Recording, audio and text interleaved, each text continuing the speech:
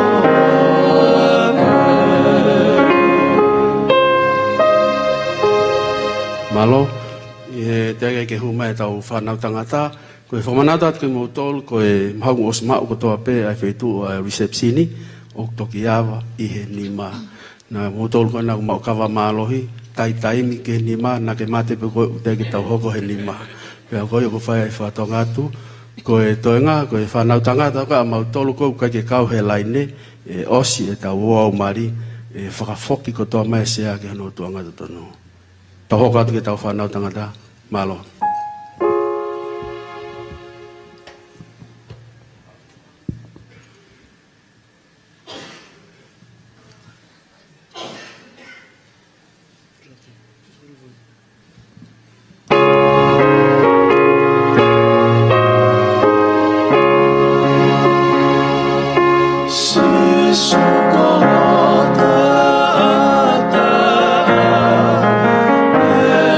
Moho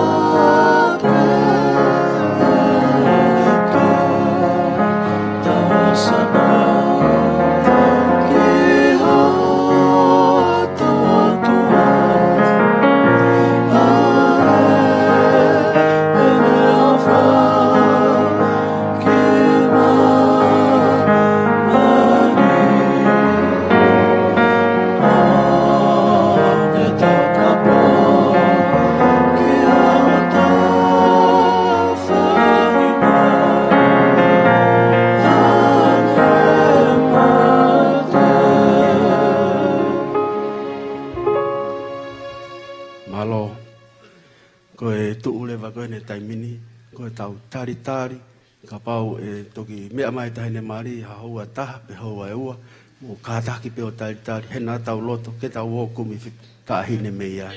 Pea, nā tau o start fu, ke tau kai pong pong, koe tuu ko he taimini, ko tau tō mai ki loto. Ka te u alu heo whakangongo, pe ku hau koe ta hine pe kai. Pea, ko mō tolu kona he tawhaaki arisa, koe foi toe ngā tū koe, koe whanga pusiaki ko toa pea aku, ka pauku ke loto ke maha ki tahine ke, mau hoa oku ata atape. Kai tātā tu pene tau ngahi hiwa, mo tau tari tari ai, ki mea mai ai tahine mari, mo ne kau whanonga, malo, ka koe ko kore atu ke mau kau tangata, o ai whiu he tuu. Tuu pe, ka orewa ku wau mai tahine mari, ke mahino, uku tau loto ki ai. Malo, whainga fua, whainga taa, ko e anga ia, o i kumi mari. Malo.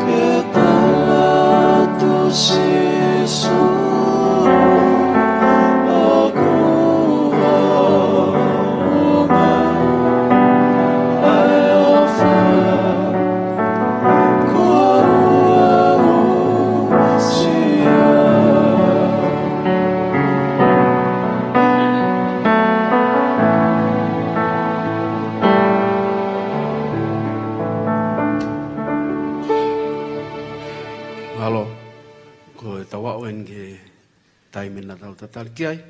Pea, koe taimi to tonu pea tau tolo i he taimi whakatonga. Pea, whaam kotoa pe, koe ahoni, pea koe ha tō mui, tō ki mua, tō ki loto, tau tari kotoa pe, kai lava he whakaamu. Koe ahoni, ka mu whakaongongo, pea koe haangi atu e whai me mua, pea tau whakaongongo kotoa pe ki ai, koe ahoni ia, malo.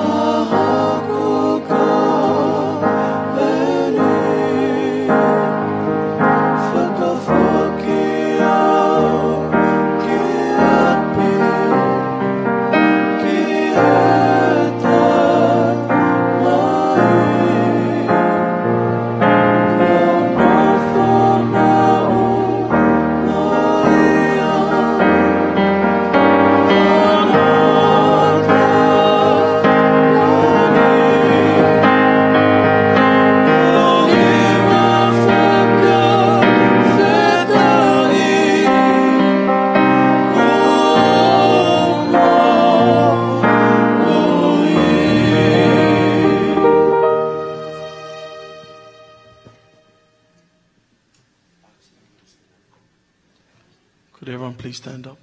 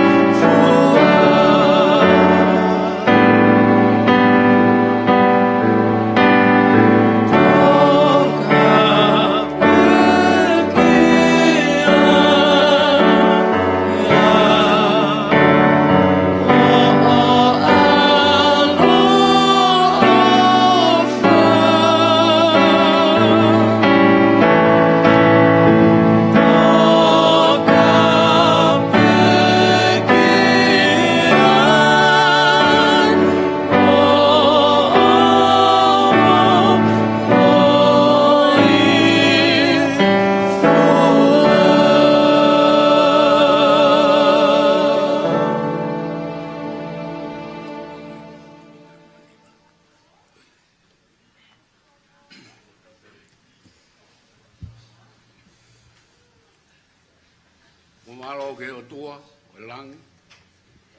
Ai au kunde afio i he whare tapu e o tua he hoa koe. Whamalawa atu ka haueiki, au maha matapure. E ke kau whai whikau, mo haa lotu undau i hen. Kau maha e o whamiri. Kau maha ka inga ofa kotoa, tau ronuku he saione koini, i tau kau ngafa mo oni, i mari maa oni oni, ai i tau whakahoko e ahi. O whamaloa tu ke kau hiwa eiki e ahoni, ai tataki whakalau maari e, ke whamawhana ke kamataki e tanga au, ono whamau,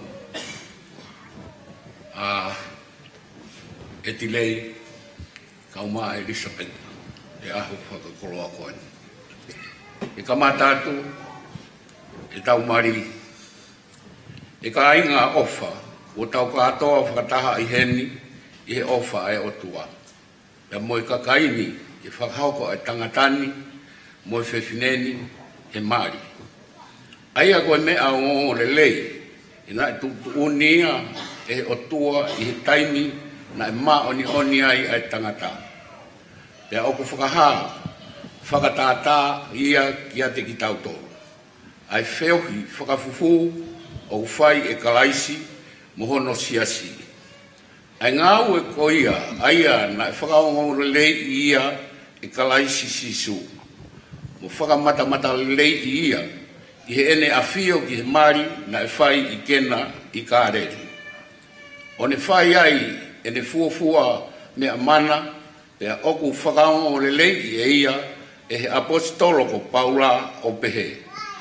O wongo o lelei ia i he kakai ko tope, ka oku i kai ko e ngā aue ke oho noa ki ai, pea ta e whakakaukau, pe ke whai whakawaiwa inga ki ai, pe ko e hori whakakakano, ka oku lelei e whai ia i he anga whakaapa-apa, mo e whirio i lelei, mo e whakakaukau, mo e anga whakapoto-poto, pea ihe mana wahe i he otua.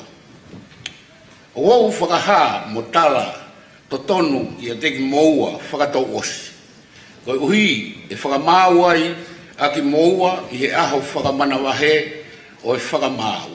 Aia e whakaha ai a ngahi mea fufu o e loto kotoa pe. Ka pau o ku ilo e ha mo tokotaha, ha mea o ku totonu ke taofi o no whakahoko a ki moua ki he mari, ke veteni ia. He oku lelei ke mo ilo, ko kinawa ko whakahoko, ka ikai hange ko ia, o ku whakaha i he wholofola ai o tua, o ku ikai whakahoko a kinawa e he o tua, pea oku ikai totonu e na mari.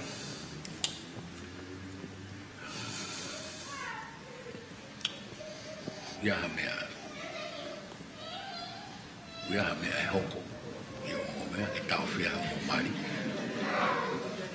Ha o lau, e sabi, i kai, malo.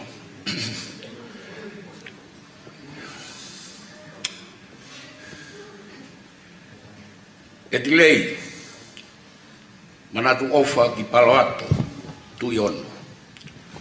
O ugeloto ke mau ai whewhineni, ko waifi, ke mononofu whakataha, mo whakatatau ki he tūtūni ai o tua i he mari maa oni oni, te ke ofa ki a teia, mo ke whaka whie maria ia, mo ke whai whaka apa ki a teia. Te ke tauhi ia, i he ne mahamahaki mo ene mo uilelei. Pea ke furitua ki he taha kotoa pe, ka ke nofo koe ki a teia pe. I hono toenga kotoa pe o ho mo ui. Lea mai, ko hoku loto ia. Malo. Elisabeta, anaise, Tauheluhelu. O ke loto ke mao e tangatani, ko huspaniti, ke mononofu whakataha mo whakatatau ke tūtūni ai o tua i he mari maa oni oni. E ke talangofua ki a te ia, mo ke tauhia, mo ke ofa ki a te ia, Pege whai whakaapa kia te ia. O tauhi ia, i he ene mahamahaki, mo ene mo uilelei. Pea furitua ki he taha kotoa pe, ka ke nofo koe kia te ia pe. I hono toenga kotoa pe o ho o mo ui.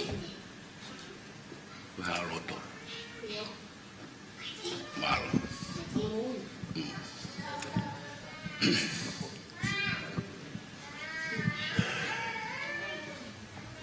Ko hai o kune fuaki ai kaunangani.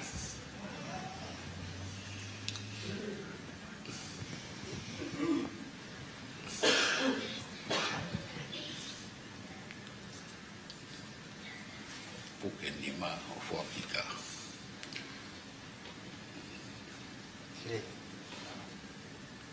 Malo. Malo.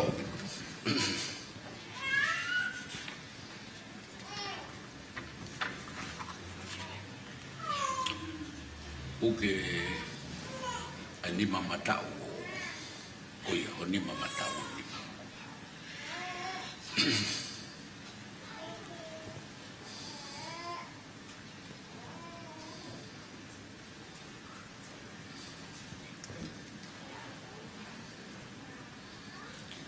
Angi mui ka te au.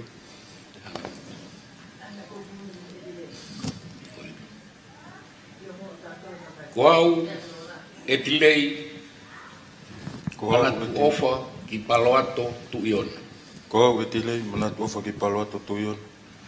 Koau mau koe Elisabeta anaise Tauheluhelu. Koau mau koe Elisabeta anaise Tauheluhelu. Kohoku waifi. Kohoku waifi. Ke umau koe ki a te au he ahoni. Ke umau koe ki a te au he ahoni. Ia whai mau aipe. Pea whai mau aipe. Pelele ia pe kou. Pelele ia pe kou. I mau mea. Pe ihe masiwa. Pe ihe masiwa. I mahamahaki mo uilele. He mahamahaki mo uilele. Te ofa mo tauhi koe. Te ofa mo tauhi koe.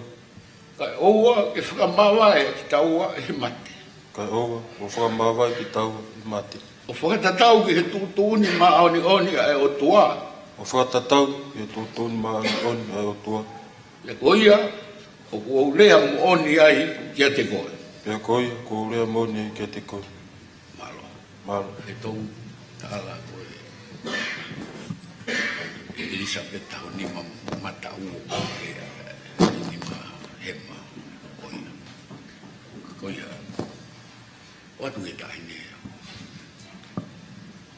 Koia. Hangi mui e te au. Follow me. Lawa ni, dia patungan ini. Paparan, dia tidak tahu apa yang paparan.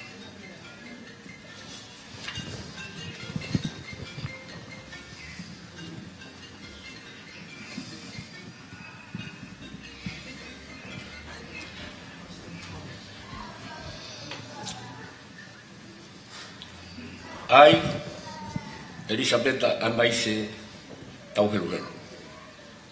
I, Elisabeta anaise Tauheluhelu. Thank you, Etilei, manatu ofa ki Paloato Tuiono. Take you, Etilei manatu ki Paloato Tuiono. To be my husband, To be my husband, to have you today, to have you today, always, always, for better or for worse, for better or for worse, for richer or for poorer, for richer or for poorer, in sickness and in health, in sickness and in health, to love and to care for you, to love and to care for you, to obey you to obey you, until we are parted by death, until we are parted by death, in accordance with the holy order of God, in accordance to the holy order of God, and to this I truly pledge to you. and to this I truly bless to you. Thank you.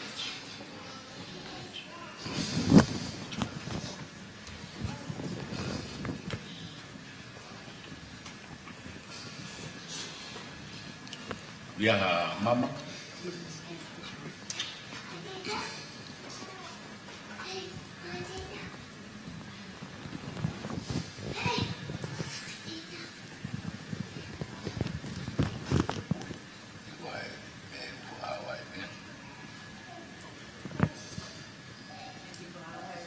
mai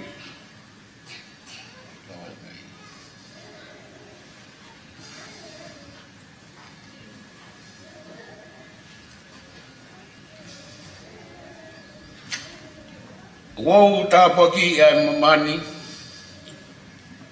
o whakailonga, o whuakawa, o mo whai.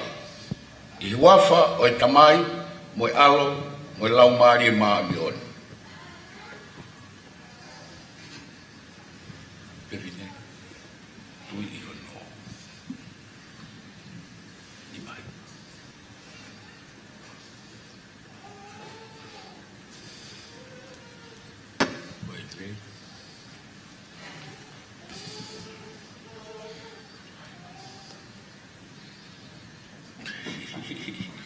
Tui bueni.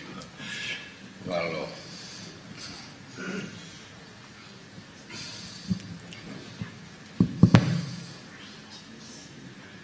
Ko ina ua o whakahoko e o tua ke oua na mawai, whakamawai ki na ua e ha tangata. Ko mea i he area a Etilei kaumā Elisabeta ki na nofo kataha i he maari. Pea kuona whakamo'oni ia i he ofa e o tua mo i kakaini.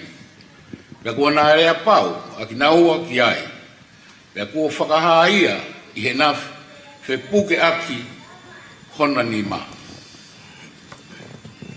Alai, ni ma ki koia. Unu ni mai katea.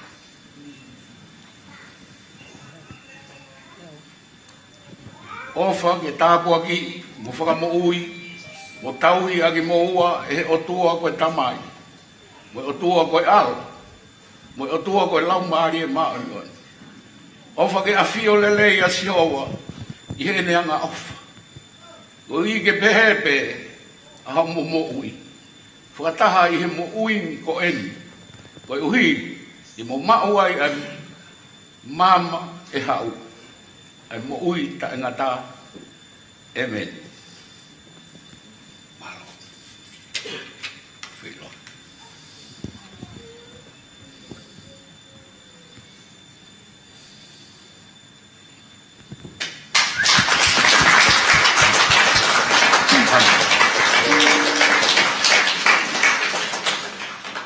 I tau lotu. I tua maa oni oni. O tupuanga koe. O whakamuui o kakai kotoa pe. O whakianga o e tokoni whakalaumari e kotoa pe. O tupuanga koe.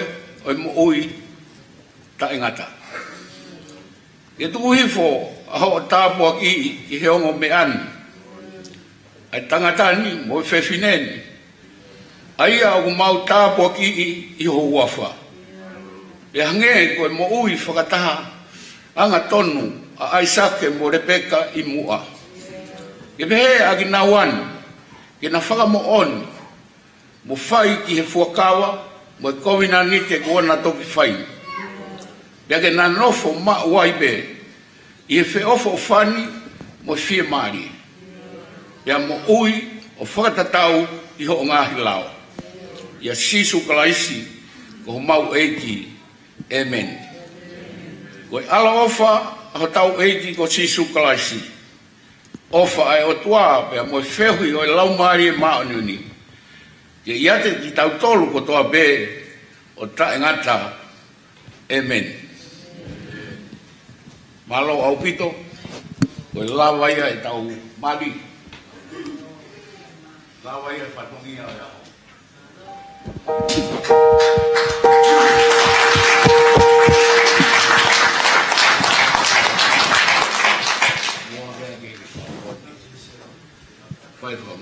Test. Ikai tu he bega. Alo tu he.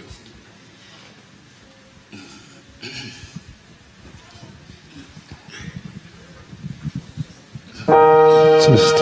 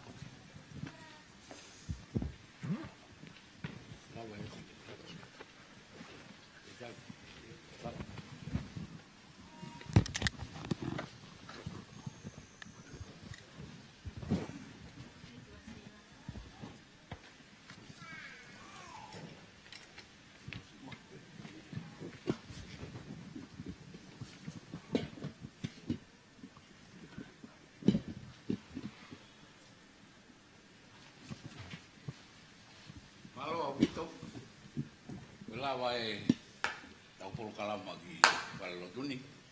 Malo opito si omu le pahena molu malu ai mari ahon fa fia. Amanaki be o mo fia e mo family. Fai fatongia ahni fai fatongia e siasi. O fai mai o me mari ahon. Ya ko na vai a mo ko kwa tua mo tutuni. Malo opito.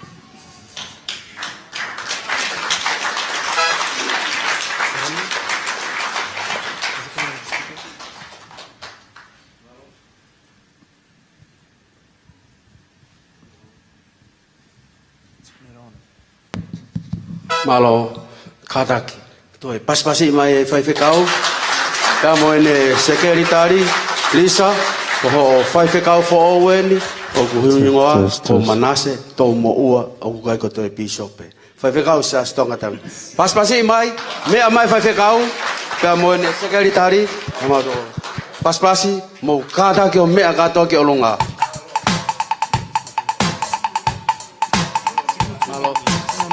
Malo. Yo. Test.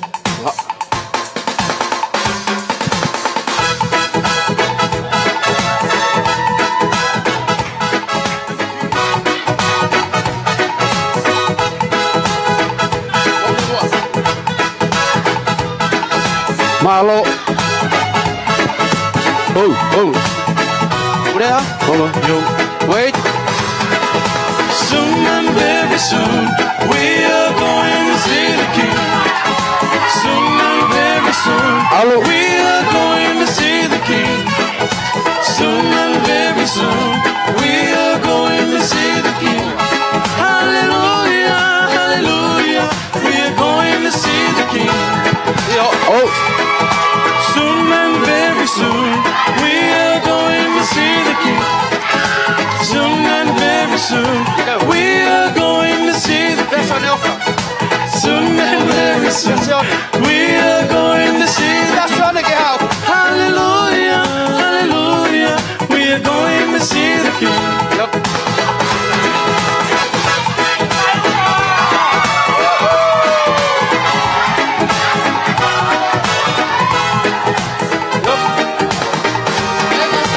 No more dying days, we are going to see the King. No more dying days, we are going to see the King. No more dying days, we are going to see the King. Hallelujah, hallelujah, we are going to see the King. No more dying days, we are going to see the King. No more dying days, we are going to see the King. No more dying days, we are going to see the King. Hallelujah, hallelujah, we are going to see the King.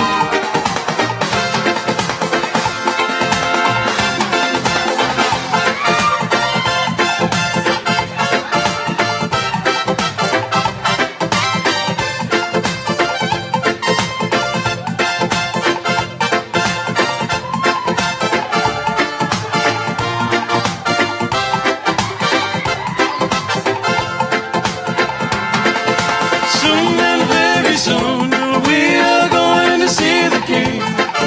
Soon and very soon we are going to see the King. Soon and very soon we are going to see the King. Hallelujah, hallelujah, we are going to see the King.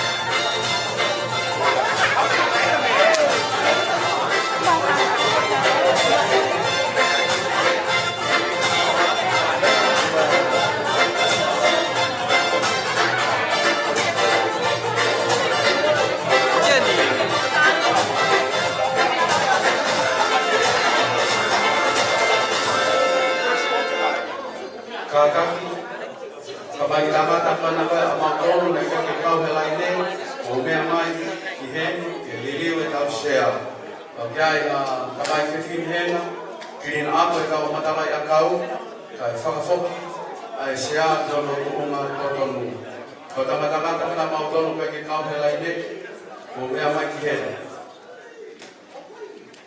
ka mai ke fin hena ke kau heni o mai ke kirin apo eni ko to'o matalai a kau ko tau alu ke ko yawa ni se chi ni ma ko koe o ke se al ke o se chi ni ko e italatu ko uite ko Liverpool Public School Crawford Lane o ya e pa kingi he fa to no o mai no ka mai ki ni e tau fa ma po po pe kirin atu ka tau to ka malo